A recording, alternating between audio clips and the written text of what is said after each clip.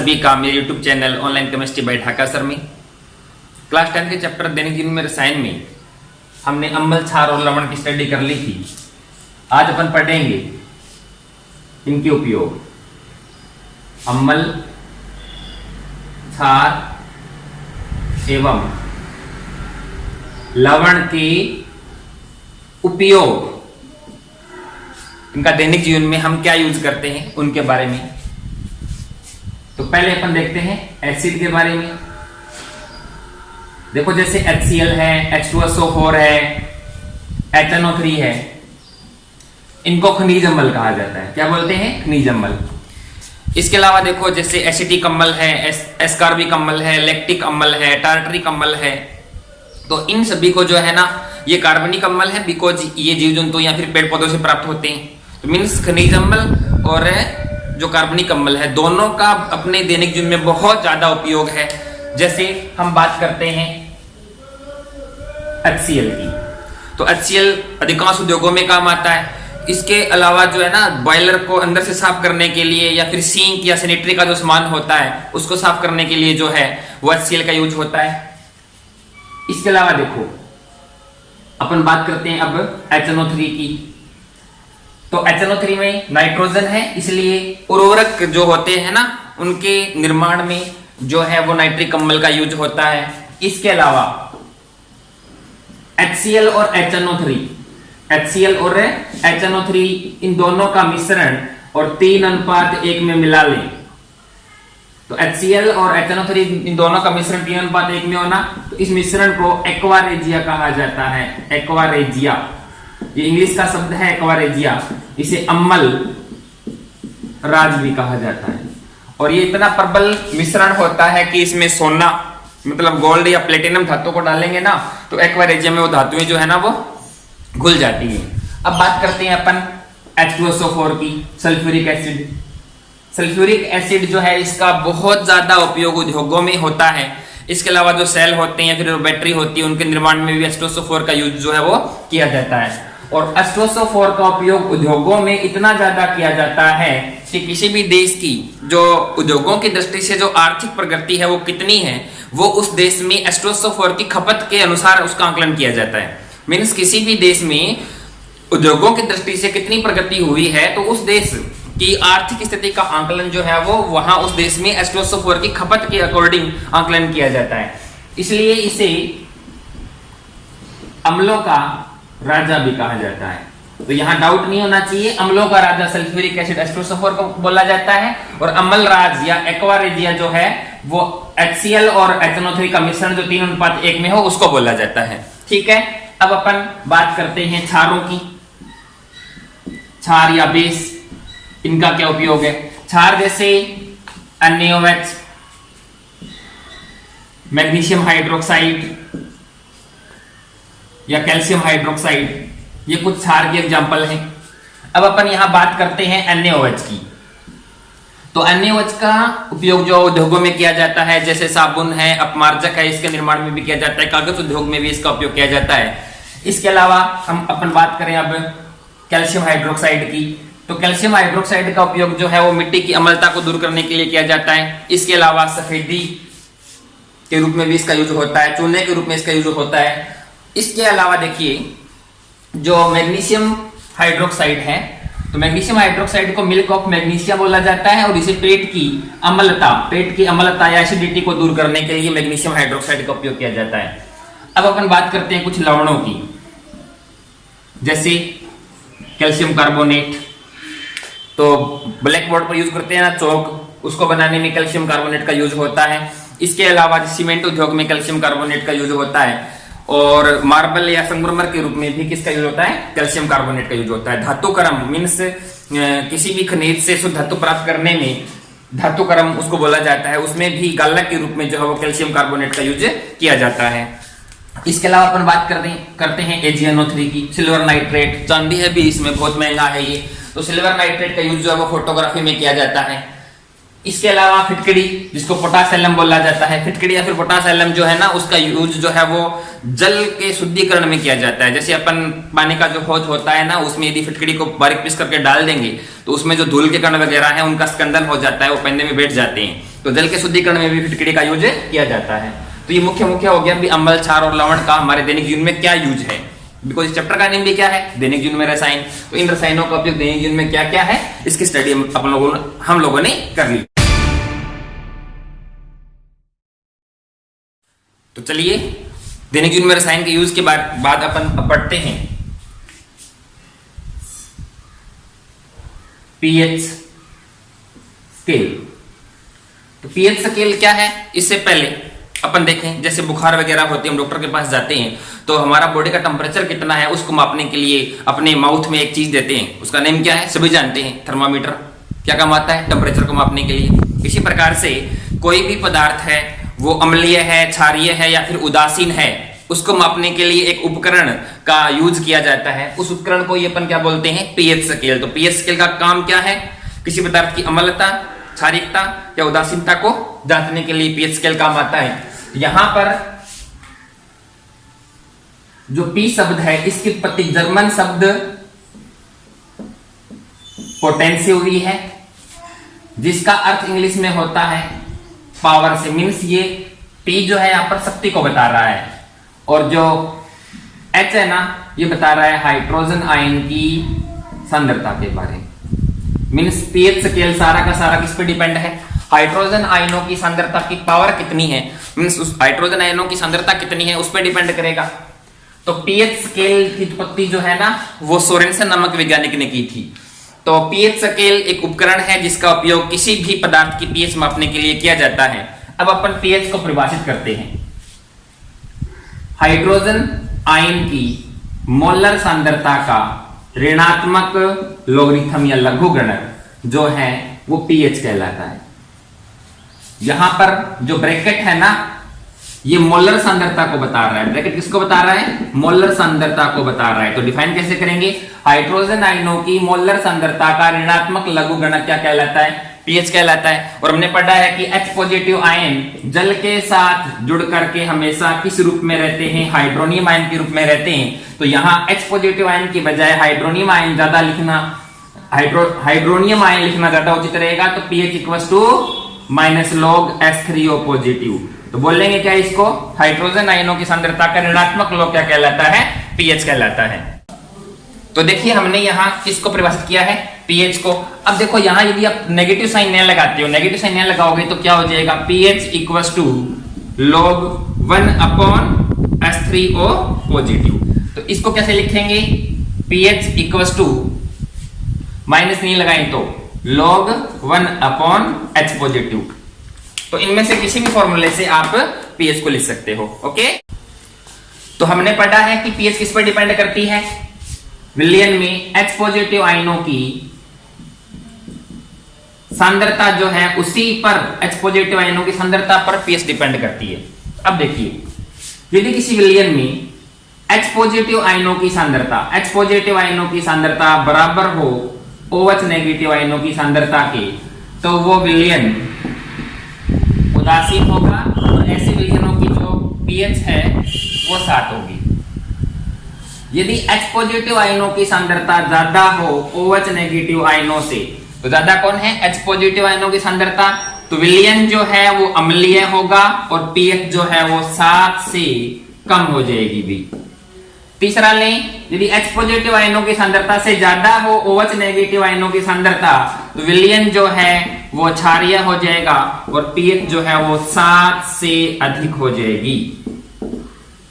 ठीक है, तो अब देखिए जो विलयन उदासीन होता है, जो विलयन उदासीन होता है उस विलयन में H पॉजिटिव और OH नेगेटिव आयनों की सांद्रता बराबर होती है। और कितनी होती है, 1 × 10⁻⁷ मोल पर लीटर। मीन्स H पॉजिटिव आयनों की सांद्रता और OH नेगेटिव आयनों की सांद्रता बराबर होगी और प्रत्येक कितनी होगी, ये होगी। तो अपन बोल सकते हैं कि H पॉजिटिव आयनों की सांद्रता और OH नेगेटिव आयनों की सांद्रता को जोड़ दें तो कुल सांद्रता कितनी हो जाएगी, 1 × 10⁻14 मोल पर लीटर हो जाएगी। ठीक है, तो पीएच स्केल से पता लग जाएगा पीएच कितनी है, 7 है या 7 से कम है या 7 से ज्यादा है, तो जिससे हमें यह पता लग जाएगा कि वो विलयन अम्लीय है, क्षारीय है या उदासीन है। जैसे पीएच स्केल का डायग्राम ले लेते हैं।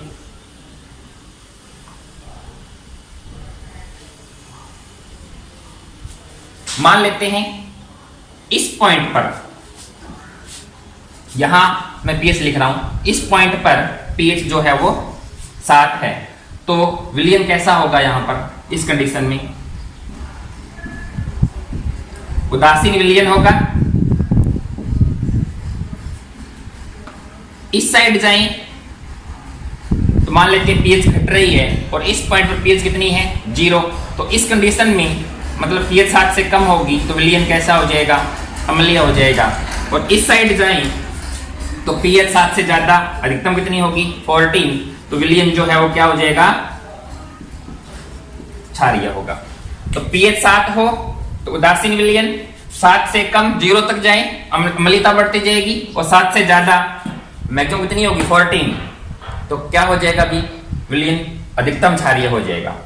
तो पीएच 0 से 14 तक है, और ये डिपेंड करता है हाइड्रोजन आयनों की सांद्रता कितनी है। जैसे हाइड्रोजन आयनों की सांद्रता ये हो तो पीएच कितनी आएगी? 7 आएगी। जैसे फॉर्मूला क्या था अपना? pH equals to -log H positive. तो उदासीन विलयन के लिए, उदासीन विलयन में H पॉजिटिव आयनों की सांद्रता कितनी होती है? ये तो यहां रखें इसको, तो pH इक्वल्स टू -log, तो 1 गुणा 10 की पावर -7 हो जाएगा। अब इसको सॉल्व करें तो pH इक्वल्स टू -log 1, ठीक है, और ये माइनस प्लस हो जाएगा, पावर आगे आ जाएगी, तो 7 log 10। अब देखिए log 1 का मान 0 होता है और log 10 का मान 1 होता है, तो ये तो कितना हो गया? 0 और 7, और ये कितना है? 1, तो 7 ही रह जाएगा ना, तो pH कितनी आ गई? 7 आ गई। तो हम कह सकते हैं कि हाइड्रोजन आयनों की सांद्रता किसी विलयन में 10 की पावर -x है, मान लेते हैं, या कितनी है? 10 की पावर -7। तो यहां पावर जो है वो कहां से कहां तक हो सकती है? ये तो जितनी पावर होगी वो आंसर आ जाएगा, तो पीएच कितनी आएगी? x आ जाएगी। जैसे किसी विलयन में हाइड्रोजन आयनों की सांद्रता जो है वो 10 की पावर -8 है, हाइड्रोजन आयनों की सांद्रता 10 की पावर -8 है, तो भैया पीएच कितनी आएगी? 8 आ जाएगी। जैसे यहां हाइड्रोजन आयनों की सांद्रता कितनी है? 10 की पावर है -7, तो पीएच कितनी आई थी? 7 आई थी। मैं कहता हूं एक विलयन है जिसमें हाइड्रोजन आयनों की सांद्रता 10 की पावर -14 है, तो पीएच कितनी आएगी? 14। 10 की पावर -1 है, तो पीएच कितनी आएगी? कितनी आएगी भाई? 1। तो हमें पता लग जाएगा। अब देखो, जैसे जठर रस द्वारा स्रावित HCl है, अम्ल, नींबू का रस है, या फिर संतरा है, इमली जो स्वाद में खट्टे होते हैं, उन सभी की पीएच 7 से कम होगी। डिस्टिल वाटर, उदासीन जल की पीएच कितनी होगी? 7 होगी।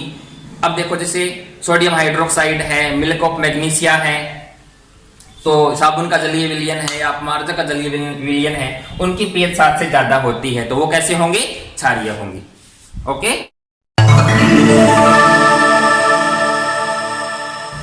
तो पीएच स्केल के बाद अब अपन स्टडी करते हैं पीएच के उपयोग के बारे में। अब देखो, फर्स्ट पॉइंट अपना है अम्लता।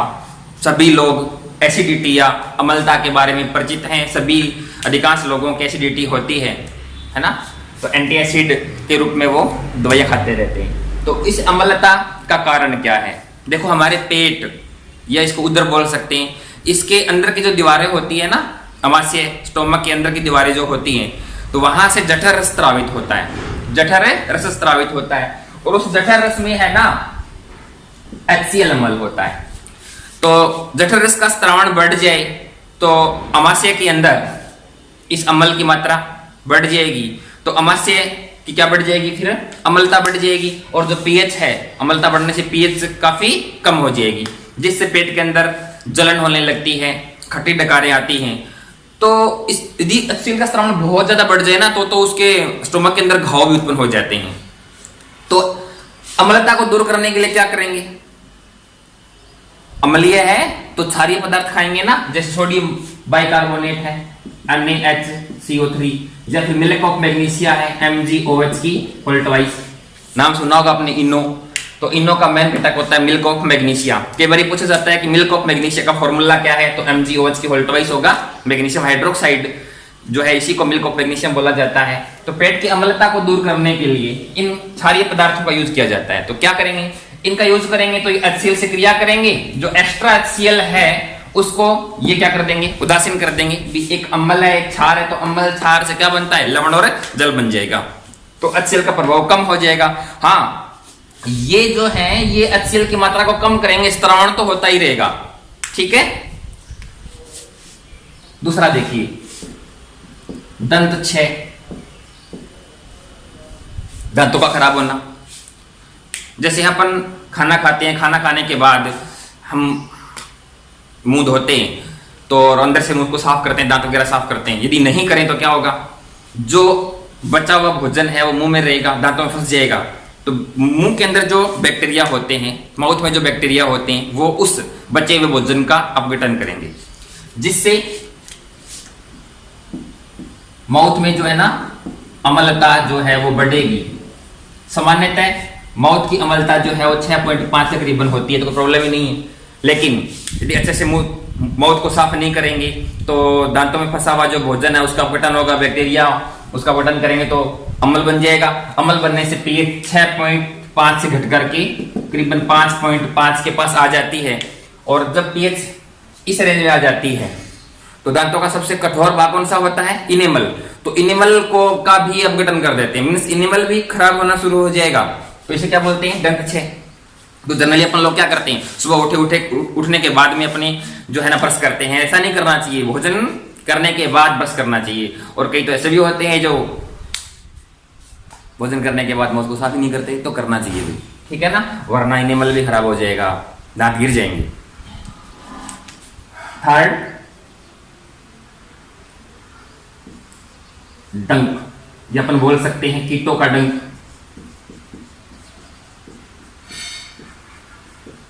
अभी गर्मी का मौसम है, काफी कीट घूम रहे होते हैं, काटते भी होंगे।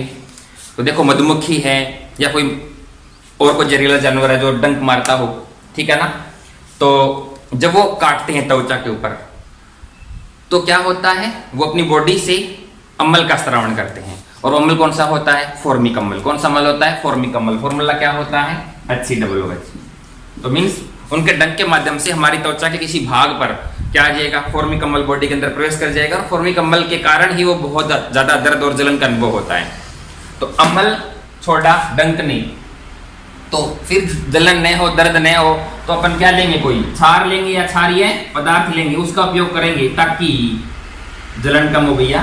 तो इसके लिए जनरली सोडियम बाइकार्बोनेट का यूज किया जाता है। तो देखो जहां पर काटा हुआ है, यदि आप सोडियम बाइकार्बोनेट लगा लोगे ना तो जलन कम होगी। इसके अलावा देखो अम्लीय वर्षा, एसिडिक रेन। आजकल कोरोना के कारण पोल्यूशन कम हो गया है तो एसिडिक रेन होने की संभावना कम है। परंतु देखो बहुत ज्यादा पोल्यूशन होने के कारण वायुमंडल में CO2 गैस है, SO2 गैस है, नाइट्रोजन डाइऑक्साइड है, ये गैसें काफी ज्यादा वायुमंडल में होती हैं। तो इस गैस से H2CO3, इस गैस से H2SO4 और इस गैस से जो है ना वो HNO3, ये अम्ल बन जाएंगे। वायुमंडल में ये गैसें हैं और इनके साथ पानी ऐड करोगे ना, बारिश होगी। साल की पहली बारिश जो होती है, जैसे अपन अब जून के महीने में होगी, तो ये गैसें वायुमंडल में हैं, जल में घुल करके अम्ल बना लेंगे। और ये अम्ल उस जल के साथ कहाँ आएगा, भूमि पर आएगा। मीन्स अपनी जो खेती करते हैं तो वहां जो मिट्टी है उसकी अम्लता को बढ़ा देगा, ठीक है ना। इसके अलावा नदियों में वो जल जाएगा तो नदियों का जल भी क्या हो जाएगा, प्रदूषित हो जाएगा। और वो जल सारे जीव यूज करते हैं, तो मीन्स जीवों पर भी उसका प्रभाव पड़ेगा। तो मैं कह सकता हूं कि अम्लीय वर्षा के कारण तो पूरा का पूरा जो इकोसिस्टम है, अपना जो पारिस्थितिकी तंत्र है, वो पूरा का पूरा क्या हो जाएगा, भी खराब हो जाएगा। इसलिए पोल्यूशन हमें करने से बचना चाहिए। और दैनिक जीवन में उपयोग में लास्ट है मृदा। मृदा की pH means pH of soil.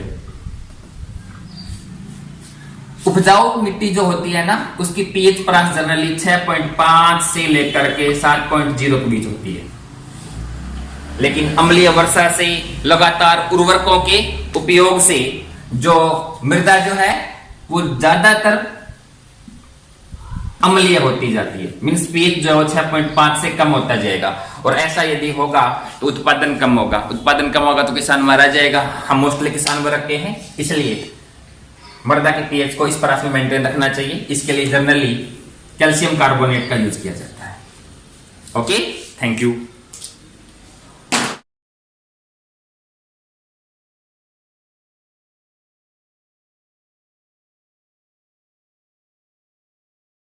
like,